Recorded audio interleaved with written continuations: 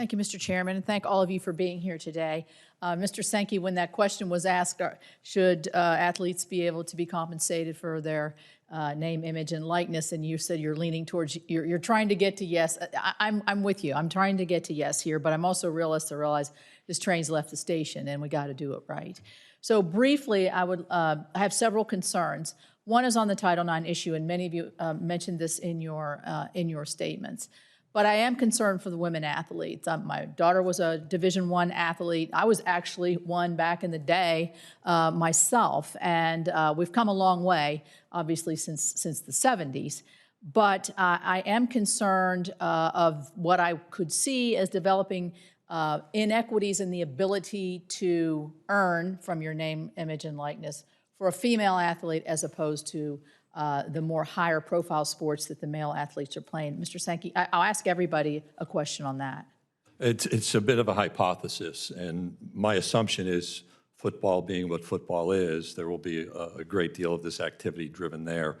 We've had women's basketball teams win national championships to play at the same time in a national championship contest with highly prominent young women involved. Our gymnastics on our network every Friday night has drawn attention. But I am concerned that the amount of NIL activity around football and men's basketball will pull away funding from women's sports. Ms. Kohler. Senator, I think this is an area where there's just a gender equity opportunity. So Title IX, of course, does not apply at all to name, image, and likeness deals that are provided by third parties. So if colleges get involved, which I don't think anybody on this panel supports, then we'd have a Title IX problem, a direct Title IX problem. But the types of deals talked about now present no Title IX issue. In terms of promoting gender equity generally, the main time when women athletes can profit from their name, image, and likeness is in college sports. They very often don't have professional opportunities, and I think the SEC is a great example. I mean, these women can really monetize what they have, and I think it would promote gender equity, not hinder it. Dr. Yes, Drake. Thank you, Senator. Yeah, we, in our principles that we've brought forward, preserving the gains we've made and continuing to move forward in this area is important in anything that is developed in name, image, and likeness monetization. I think, Mr. Sankey, though, is there's going to be, well, we'll see. I hope not. But yeah, I have no faith it's going to be a 50-50 deal here. Yeah, just quickly, I think that there are going to be, if we can get to the framework that we all hope to get to, there will be hopefully an equal opportunity for both men and women.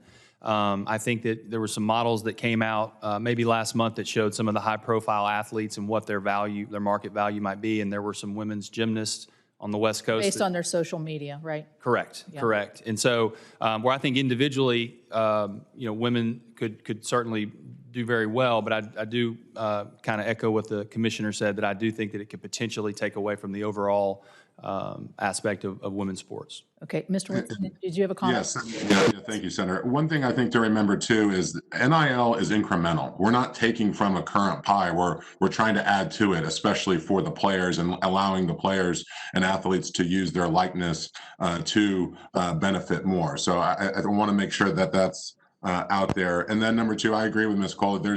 I think that, when you look at female athletes, they might be at the height of their market ability and to produce profit for themselves or benefit from themselves, whether it's in social media or appearances, especially when you think about certain sports that don't have professional ranks yet. I appreciate that, and I thank you for that perspective.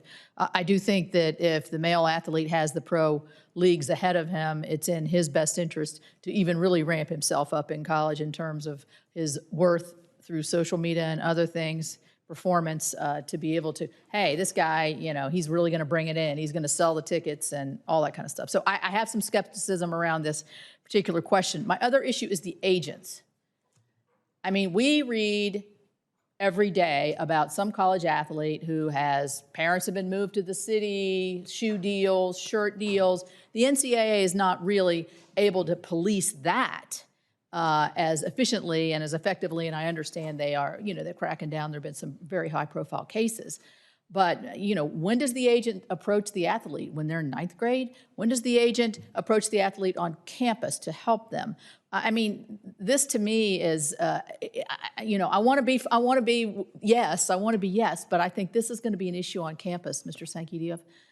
It will. And even earlier. It is an important part of the conversation, and the oversight of agents is important. We have a Uniform Agent Act that its enforcement varies from state to state, depending on where that enforcement responsibility is signed and how it's funded. We have had those issues arise in my conference where people are trying to go through a back door. If there can be sunshine and transparency brought to the relationships, that's healthy, but how far back can that go? And I would simply observe the activity around Zion Williamson. I don't know the details. I simply know what I've read in the media where there are lawsuits around marketing deals after his eligibility at Duke. You had a year to plan, whether people like one and done, you had a year to plan and prepare, and it's still difficult even in that circumstance. It's not going to be easier for a 16 or 17-year-old. No, it's not. Thank you. My time has expired. Thank you, Senator.